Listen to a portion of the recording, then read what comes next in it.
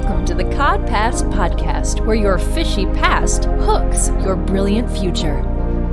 With Dr. Deborah, Laura, and Dr. Trish.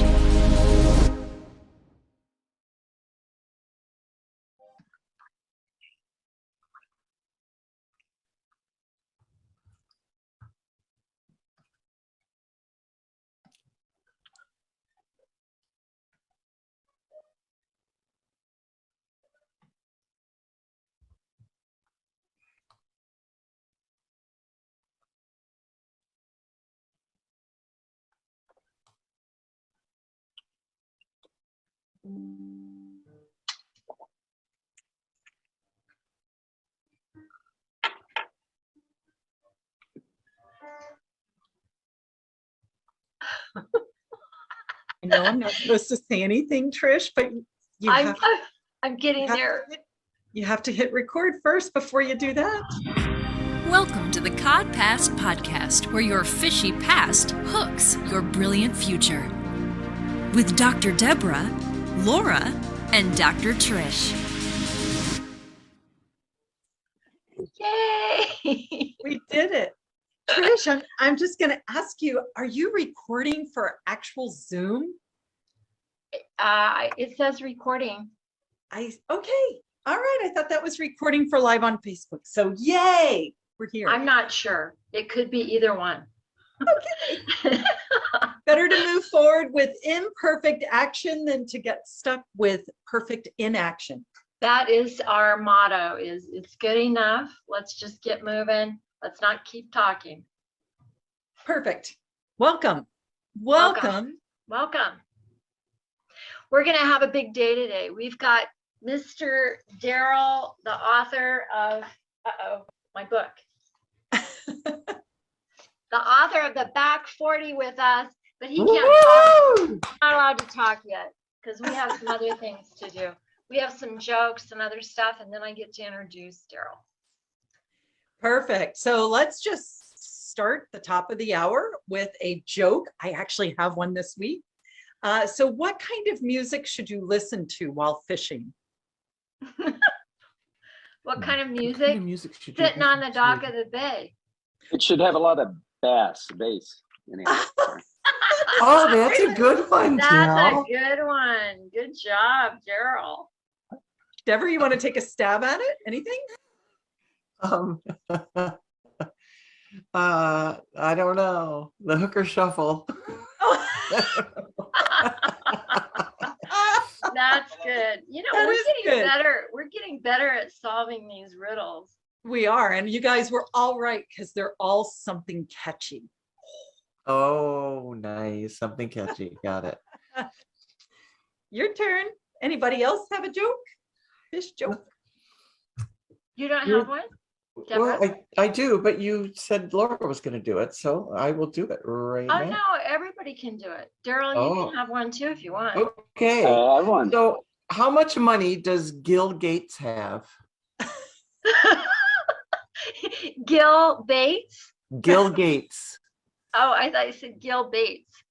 How much money does Gil have? Rows and rows of dollars. $1 billion. Oh, I Kind of like obvious, but that. yeah. $1 billion. I love it. I Yeah. love it. So, have you guys read any weird news this week? I don't get to give mine. Oh, you have a joke? Oh, I yes. do. Absolutely. Yes. Go, go. Scared. He's Why? not in the bed. Why do midlifers flock to SeaWorld? Why do Midlifers midlifers flock to To SeaWorld? see a whale of a show? They're all looking for their porpoise.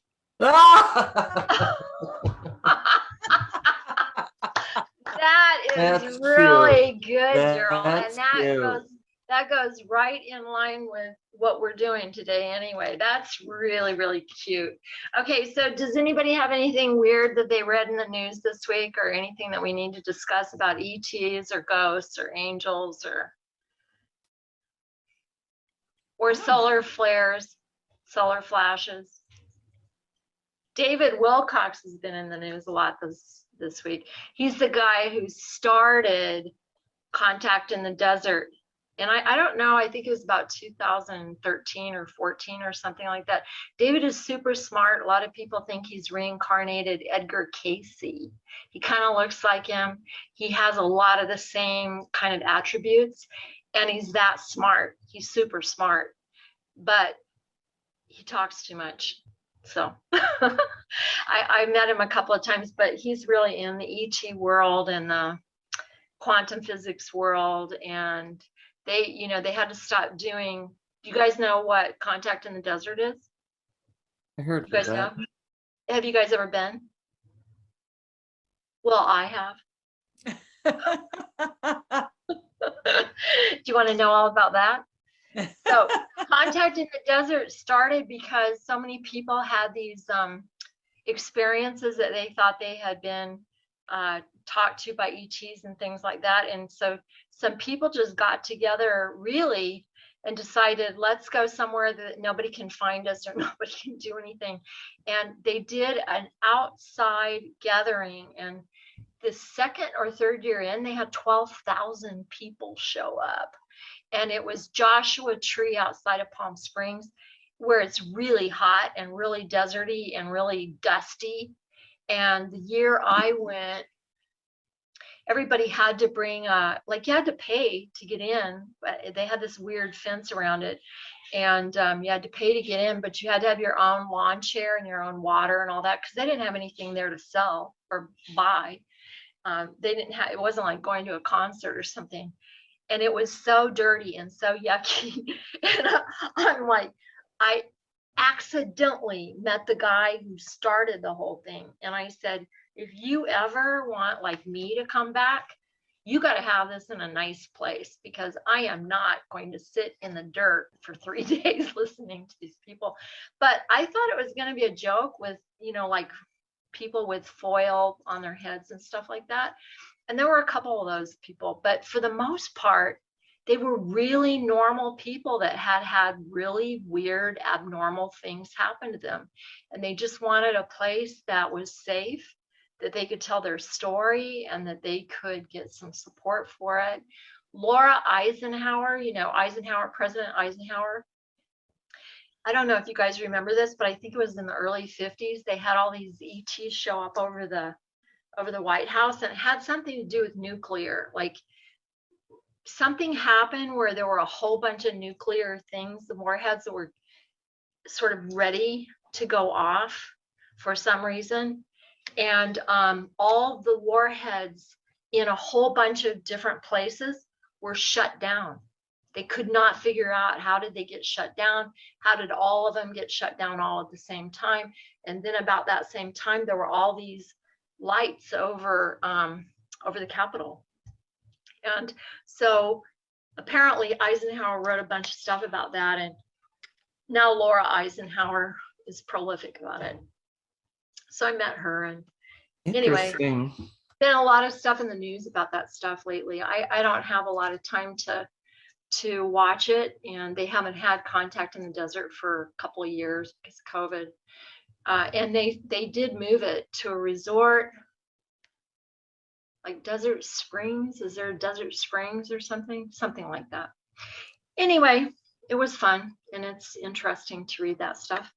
So without further ado, I think, can we go ahead with something coming up in the news? Just the next couple of weeks, we've got Darrell will be big in the news.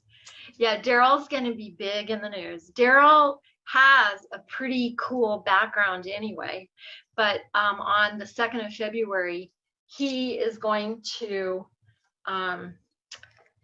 have his book launch, which is not just a book. It was a book that took him, 7 years, Darrell, to write it? No, longer than that. That would have been nice. Yeah. But maybe triple that. Wow. But Darrell didn't only want to just write a book.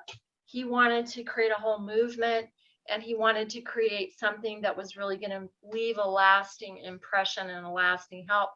And I personally only met Darrell a few months ago, and I was totally amazed at the synergy of meeting him and the synergy of other people that I knew that were struggling to figure this stuff out. Like he was telling the joke about they're trying to find their purpose. But the truth is that unfortunately, the four of us, I think, are pretty good with our purpose. But the vast majority of people, I think, partly because of COVID, partly because of all the marketing, they're in their limbic fight or flight brain. And your limbic system shuts down everything else. It shuts down your senses. It shuts down your ability to love. It shuts down all kinds of things.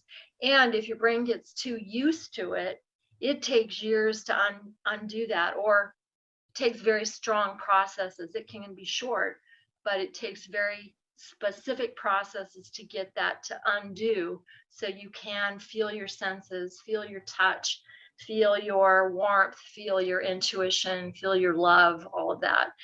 And so when I met Darrell and I saw the continuity of his work, I mean, it's really deep, and it's really, it answers so many questions, but it's a process that people can actually go through. And I was shocked because he was exactly what Deborah and Laura thought up for this CodPast, because they said, you know, your fishy past hooks your brilliant future. And we all have fishy pasts. And, you know, our corporate world said, don't ever talk about that. Don't tell people you ever did anything wrong.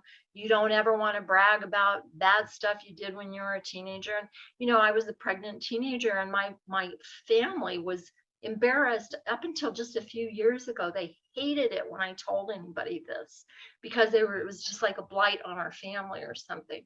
And so, I really want Darrell to talk a little bit about his fishy past and also his cool past, because he's done a lot of stuff. He has a lot of influential friends. But I think the more of us that can get behind him and this work, and just, you know, so right now we're all building a community of real strong mutual support that not only can make money from our work, because we all need to pay our bills, but also have fun with really, really cool people in our lives, be able to travel with them, be able to lecture with them, and be able to leave the world a better place, because there's really a bigger and bigger group that is mutually supportive and loving to each other. And so I think, Darrell, if you will talk to us now, like, where were you born and why? Well, I was born in a small town in Southeast Texas. So I have Texas roots, and you know, to a certain degree, that fishy past, a lot of that was involved the Texas swagger, you know, because there's a certain attitude or something like that, you know, the folks with from Texas come out with, and you know, and it's all good. And you know, now I live in Los Angeles, and you know, what I'll say first off is, you know, you started off with a lot about aliens, and I think to a certain degree, for the last couple of years, for sure, we've all kind of felt like aliens to ourselves and aliens in the world. And I think very often when we get to or some of us, when we get to a midlife point, we can kind of feel alien to our life. Like, wow, this hasn't worked out the way I thought it was supposed to. You know, I did all the things that I was supposed to do. And yet, you know, life is showing up a particular way.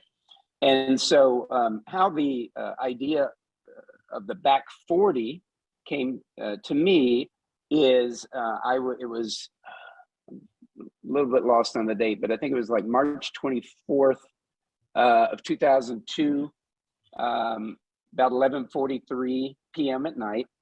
I was sitting in my meditation chair, looking at my son sleeping in my bed, because my parents were downstairs sleeping in his bed, because they had come into town to lend me more money and support around a $500,000 custody suit that I was in. And I was sitting there at 40,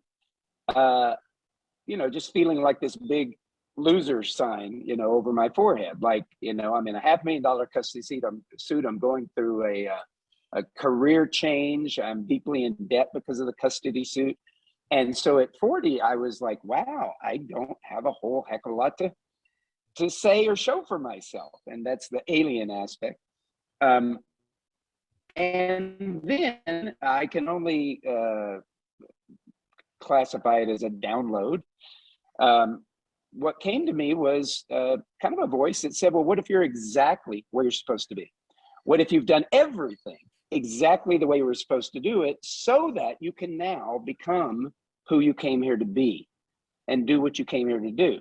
So the question was, what if the first half of life was just R&D?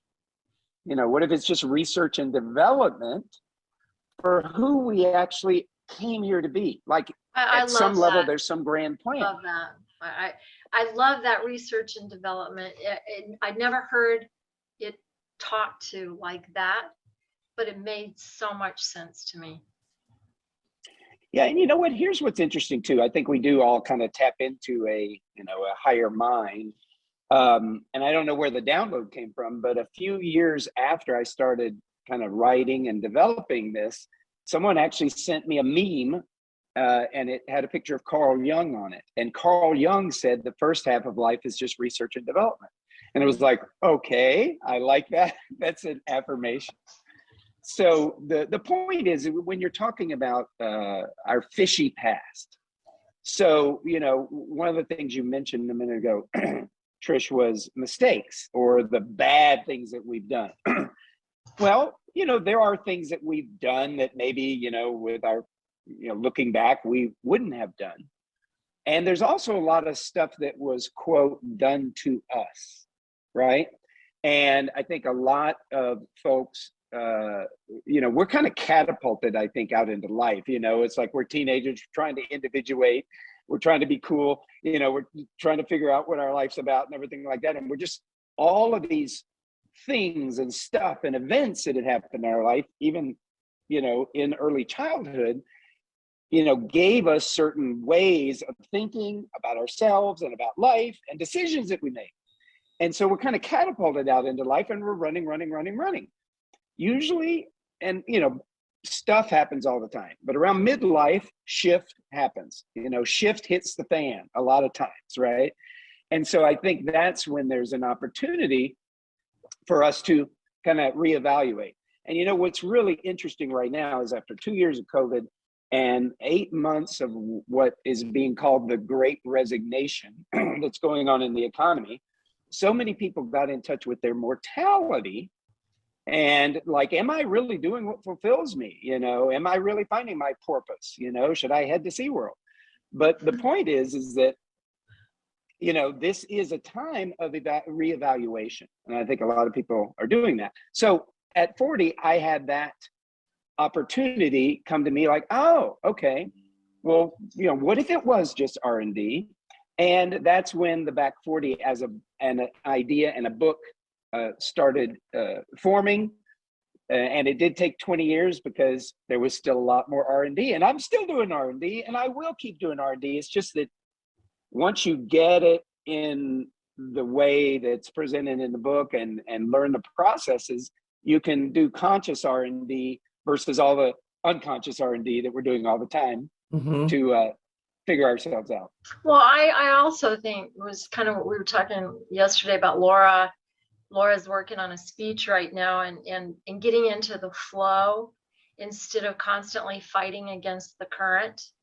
And I think that when you have a realization like what you had, and if you have the chance to have one of those realizations or downloads, it doesn't feel like you're fighting anymore. It feels like, oh, okay, like some slap hits you or something, you go, wow, I didn't expect that, but all right, so let's see what's that about.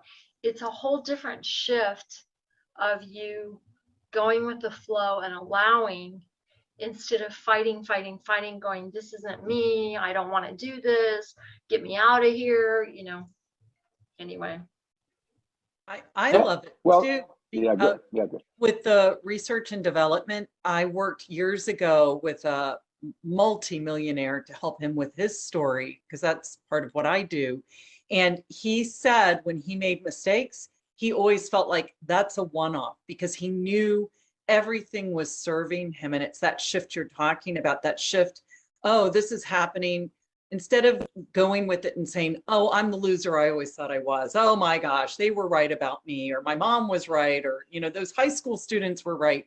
It's just more, no, this, if you know it's serving you in the moment, that's really nirvana.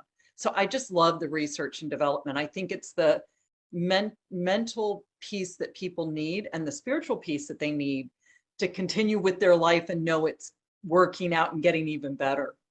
And I think, go ahead, Deborah. No, I was just going to say, the thing that you said, Darrell, that really struck me was, you're at a point and you're like, wait a minute, this isn't what it was supposed to look like. You have this vision in your head of society tells you you're going to be happy with the house and a picket fence and all that others. And when it doesn't look like that, it's confusing in a society that that really champions resistance rather than flow. So I thought that was a really good point that you made. Well, and one of the things that you've made me think about in the last month or so is that sometimes it's kind of like my friends who I've known that have overcome or are working on alcoholism, to get over it. And they say that they wake up sometimes and go, I don't ever want to feel this way again. And one of the things you taught me in this last month was that some things happen so that you will never allow those to happen again. You go, okay, this is once, but it won't be twice.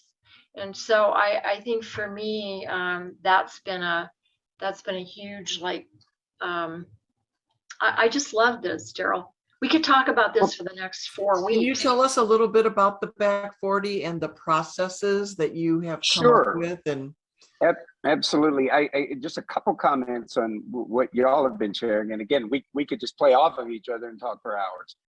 But I heard something the other day. I have a lot of respect for 12-step programs, in the sense that what you said, Trish, is people are trying to, like, you get a new outlook and then you're just able to go with the flow. I wish I got the new perspectives and could just automatically go with the flow. But what I am dealing with, and on a daily basis, is the old tendency based on the things that happened. And we'll get into the processes. I'll tell you a little bit about what's in the book. But based on the things that happened at an early age, I decided I need to be in front. I need to be in front of life. I need to be in front of God. I got to manage things. I got to control things. I got to, and so, in the Eastern tradition of Tantra, they call that Trishna. There's two ways of being. There's either Trishna, which is trying to swim up, upstream and, make it happen. And then there's Wu Wei, which is going with flow. So the point is that I think the awareness is the first part. And then there is a constant retraining. First there's awareness, right? Joe Dispenza says that your personality is formed at 35. But he also has processes in his book where at 50 and 60, and it's very 12-step oriented as well, in the sense that, if you tap into something beyond you, kind of like Carl Jung told Bill W. that, the only way you're going to solve out your, not solve alcoholism, by the way. And you mentioned that people want to get over it. I've heard it's called alcoholism, not alcoholism. It's not alcoholism. Yeah. But the point is it's something beyond you, and the awareness can allow you to start operating differently in life. And I will say that I practice going with the flow a lot more now. And there's still the retraining of the old, got to control, got to get out, what I call in front of God. What I've started to do lately is really practice not getting out in front of God and being surprised and being, allowing surprises. Whenever you're controlling and managing and you figuring it all out, it's hard to be surprised. And very often there's too much tension in a way to even be able to flow. But Deborah, you asked a little bit about the processes. So the back 40, the subtitle, and I don't know if you can see it there, but it's 7 essential embraces to launch life's radical second half. And I will claim no responsibility for this because this was all a download. Once the idea came, I actually said, what are these 7 embraces? And in that original download, it came: your past, your present, your gifts, your values, your initiation, which is what some people call midlife crisis, your purpose, and a presence. And when it comes to your past, so many of us have our mindsets and these control mechanisms and these defense mechanisms and all of this based on stuff that happened to us that to some degree we believe we're a victim to. Even people who've done tons of transformational work, people who've just, I've been a transformation, personal development junkie.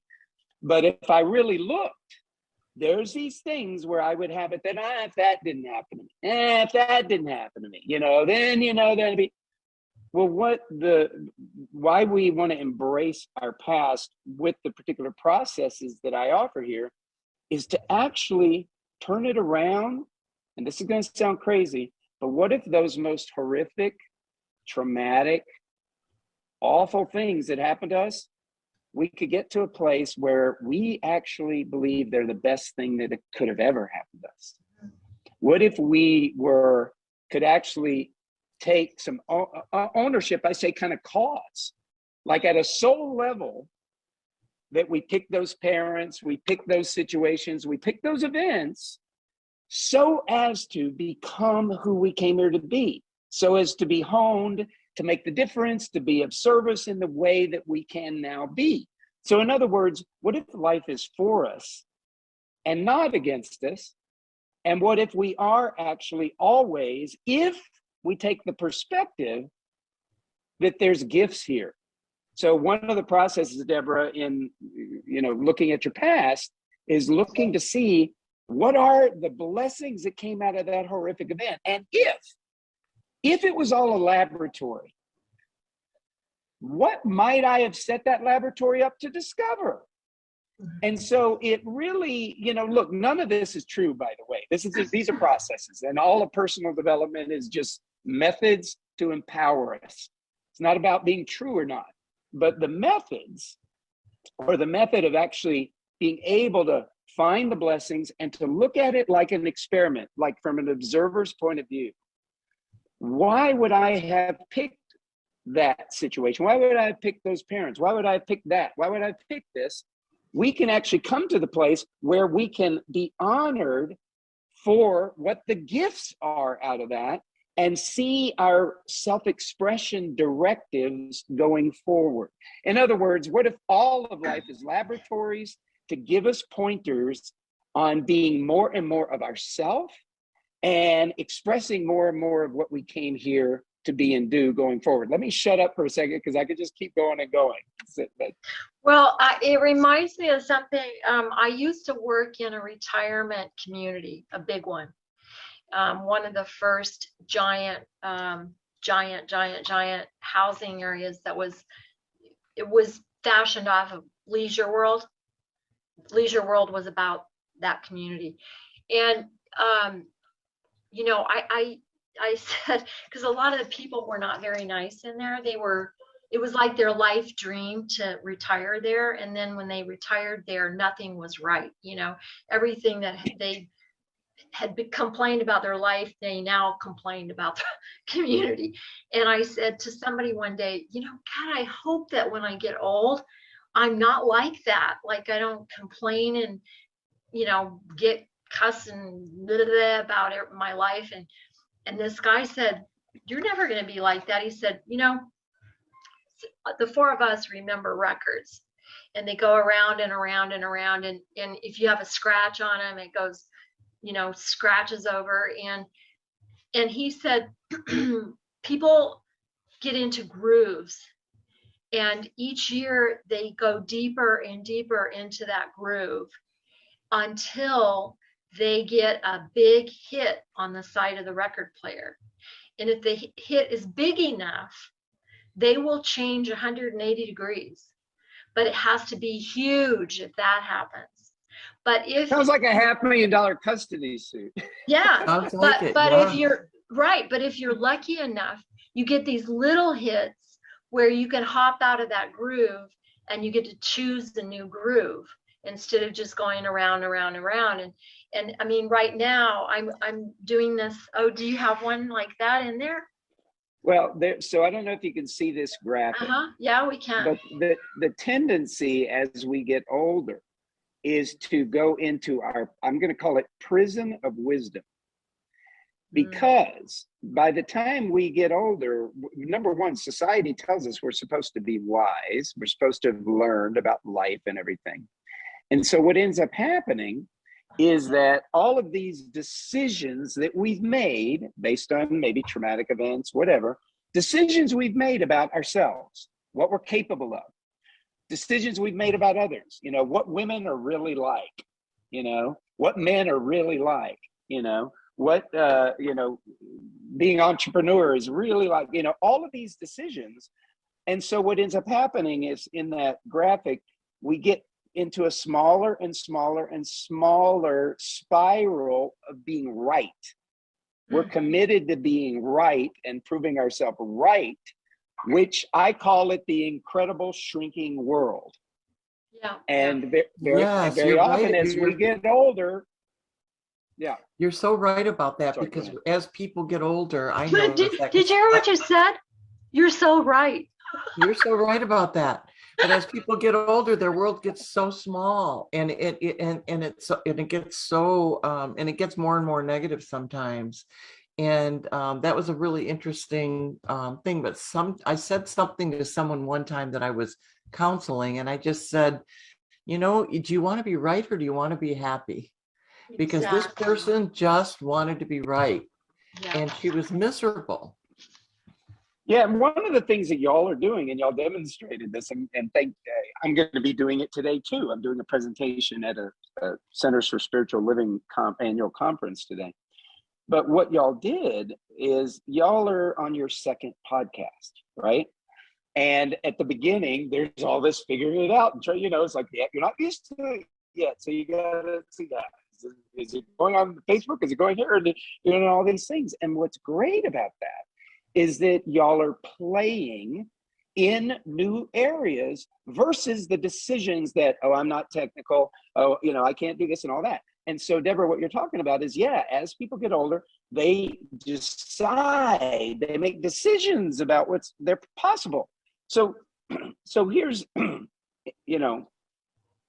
society, the BS of society, the belief system is that after we get to 40, 50, or 60, that our best is behind us, our best creativity, our best ingenuity, our best figuring things out, and all this kind of stuff. So society tells us that's why it's called over the hill, because we're going to be less of ourselves. But what if that's BS? What if that's a belief system?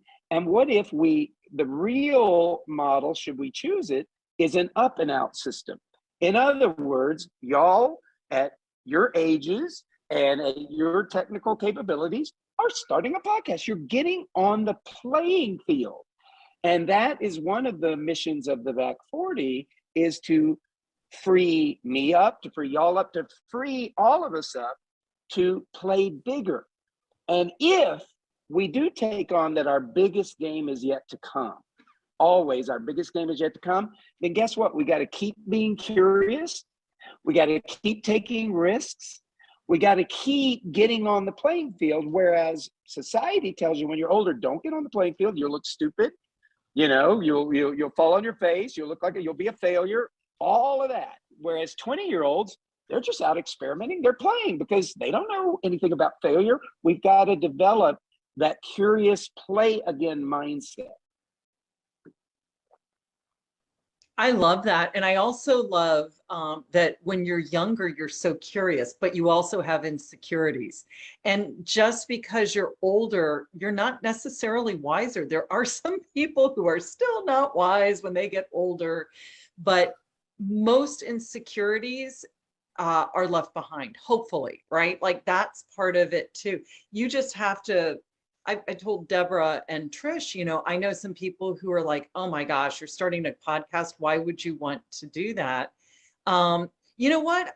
Because I'm not invisible. I have a youthful spirit. I want to share that wisdom of what I know and what people like you that we've met that are just incredible people doing incredible things, but that you started ordinarily, just like we did. You started in East Texas. You went through this huge trauma, $500,000.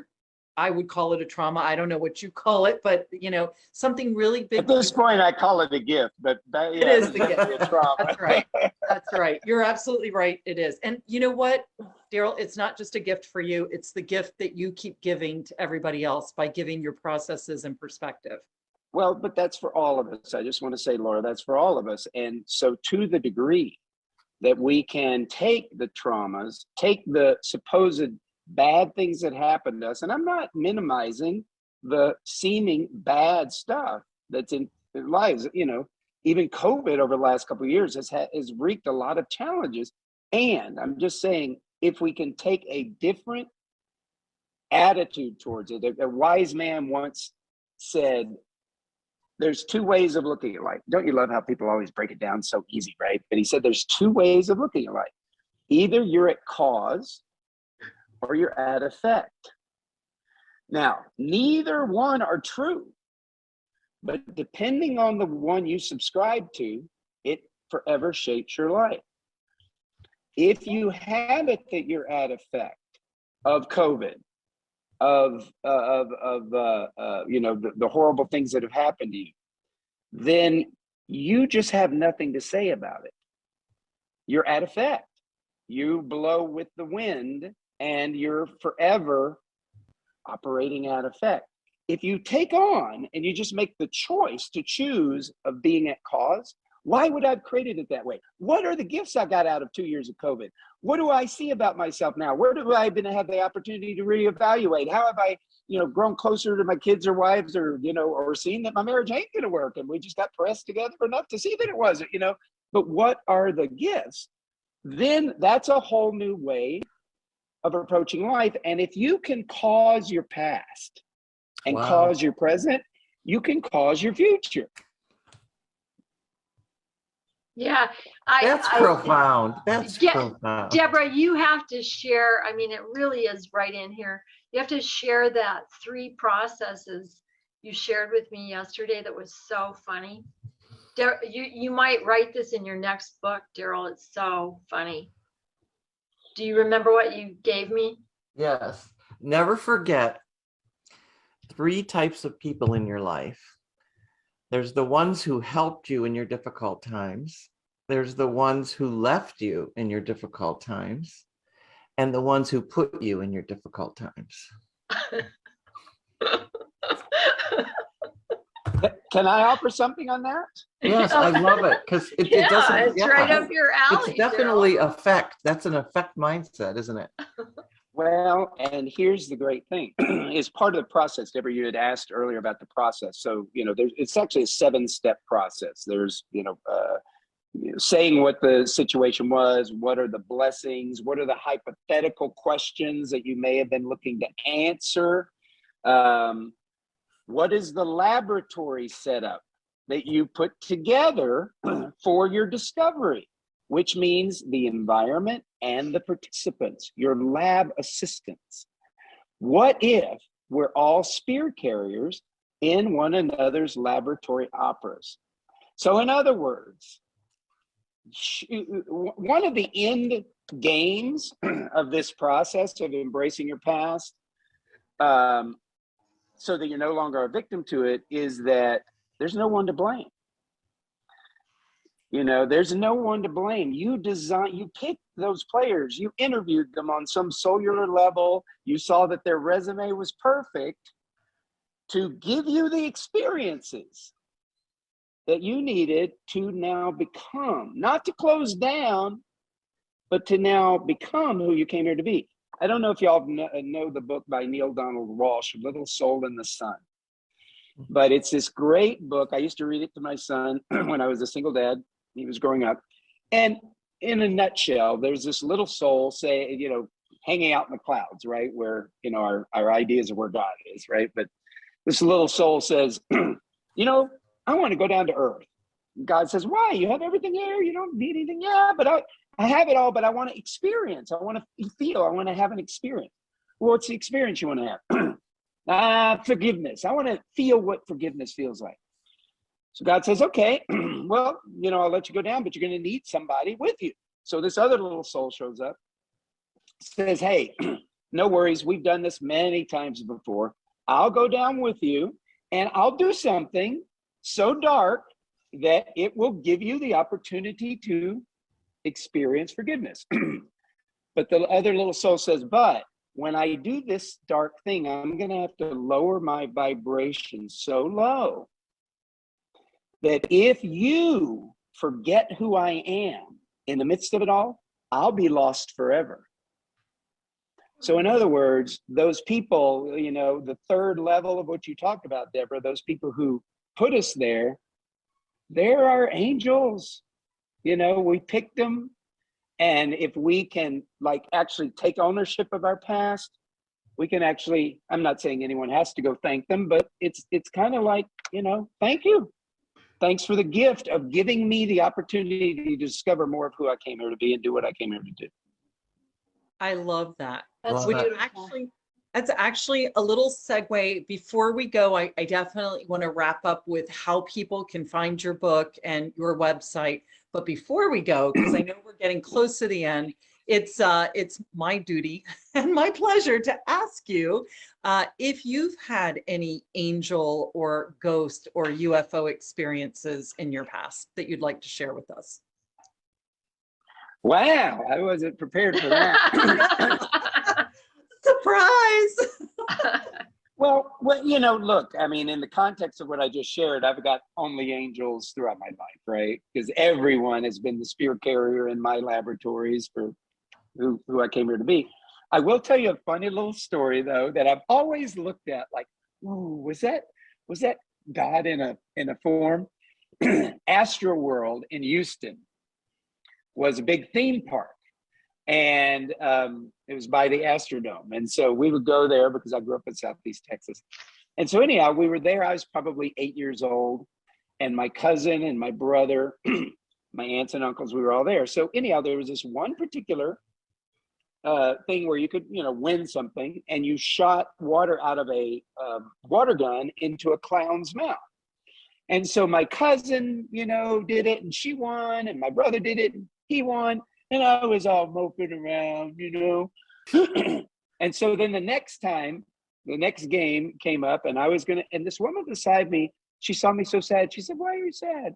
I said, everyone, my cousin, my brother, they won. I haven't won. And she said, no, I think you're going to win this time. Right in the clown's mouth, I won. So anyhow, just one of those silly little things from childhood that we remember. But you know what? If you remember it, my feeling is this. If something sticks in your head, and if you have a feeling, this is something that Laura and Deborah and I studied in June together in a little town called Casadega, that if you have an idea that you got some divine help, it's seriously, seriously important that you acknowledge that you did. Not that you might have, not that, well, I don't know, but that you see, it's kind of like what Laura was saying, that you saw them, that our perception is not at the elevated rate yet, that we can actually see the angel wings or that we can see the divinity in some entity that's standing next to us. But this man who has spent his life doing these things, he said there might be as many as 1,000 people around you trying to help you. And they may be fairies, they may be dwarfs, they may be angels, they may be ETs. you don't know what they are because there are so many different parts of God, but they are all jumping up and down going, see me, notice me, notice me. And the best they can do sometimes is get through your brain to give you a message like, no, this is real, this is me. And you get that little funny feeling like, I think that was an angel. You can't think or hope anymore. You have to say, no, it was a real angel. That's what happened to me.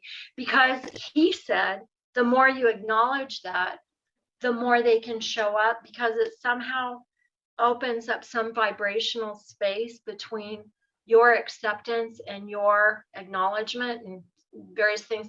It was so profound. I'll never forget that class. I'll never forget it. I think you're right, Trish. I think, Darrell, just the fact that you remember that and you've equated it to an angel visit, I think it was. Absolutely. I mean, that guy would tell you, don't ever say you think it was again. You know? So that's fantastic. And so we've got about 10 minutes left. And how do we want to wrap this over to Clubhouse? Well, we want to make sure that we let Darrell talk about his website and his book and when it's coming out and how I can get a signed copy, please. Well, can y'all do me a favor, Laura and Trish, would y'all check your email? That I sent you an email yesterday, and the book is actually just came up today based on y'all being angels and saying, hey, we want you on our podcast. So we had to get it up. So it's available for pre-order. It'll come out on February 2nd. But if you'll check your email and maybe you could share your screen so that anyone watching could see the link. And maybe if you put it up, I'll read it so that because it's one of those Amazon links. But did you send it to Dr. Trish? Yes, and to Laura, I sent it to both of you yesterday evening. And check your spam. And I'm not sure if it may have come through out of a different email address. But my spam, I don't see it. I have the one that you sent me, and I can see beyond 68 pages. Was it 68? No. Okay, let me just email it to both of you right now. It's not here, Darrell. Okay, let me email it to you, and then you can put it up because I can't share my screen because I'm on my phone. Oh, you know what? I do have it. It is in my spam. You do? Okay. Okay. Sorry, I wish I could be cause over spam. That's what I have not gotten control over yet. Well, I opened it up. It wasn't in there, but you should. So what is your website, Darrell? What is the website? Well, people can actually get a free download at my website of the top 10 tips for a radical second half. And they can do that by going to the back 40, TheBack40.com/free, theback40.com/free, top 10 tips for a radical second half. And if Laura or Trish are able to share I think it's going to have to be Trish. She's got the. No, I definitely, it was in spam. I told it not to be in spam. But I'm going to try one more time, guys. We will put it up on the CodPast Facebook page for sure. Trish, I'm going to send it to you right now. And I'll send it from a different email address. And you're sending it, Dr. Trish, right? 333? I am. Okay. That's the only one I ever have for you. Let's see. There it is. Yep. Okay. I'm sending it. I didn't put a subject on it, but you should see it. Darrell, can you also, while she's doing that, I think that there's a symbolism that some people may not understand with the 40 and the back 40. Can you give us just a little history on that? Yeah, thanks for that. So why was this even called the back 40? So I grew up in Texas, which I've already said. I don't know, some of you are old enough to remember Dallas, a very big popular TV show, and they would refer to the back 40. And people who've grown up in rural areas understand that the back 40 is this big, uncultivated patch of land behind the ranch that has infinite growth potential. And so our double entendre here is that what if everything after 40, 50, 60 and beyond, your back 40 can start at any moment, but what if it's all uncultivated with infinite growth potential? So that's what the back 40 reference. I love it. I absolutely love Because it. a lot of people say, oh, we're on the back 9, right? But when you said it's over the hill is what society says, then you got to go down. It's amazing what that does to your psyche. And now that I know I'm going up, watch out, world. Absolutely. Trish, I don't know if you can expand your screen or make it bigger. I'll read it to people if anyone's watching and they want to go grab. We've and got by quite the a way, few, we do have quite a few people watching. Okay. And I think to just go back over that and back over your website, you've got time. Okay, good. Byron put it on the Facebook page too. Thanks, Thanks, Byron. Byron. Oh, So this thank you, is, Byron. I don't know if he put this one, but I like it. Amazon /3G NRVAE. That's the link. Okay, but we'll find it. Don't worry, we'll find it. And then I'm going to find you so you can sign it. I'm gonna see what this looks like. So what this is There it is. This is the ebook that will come out on 2/2/22 for $2.99. It's going to be on a very low price launch special. So that's the Kindle book, and the actual address is https://amzn.to/3 capital N, little r, little v, capital A, capital E. So yeah, I wish there was some way I could share that better for folks to see, but if you pre-order, you will get a $2.99 special on the book when it comes out on 2/2/22. Love it. And we'll do quite a few things around this, but we will put it in our CodPast website. I'll talk about it in my personal website.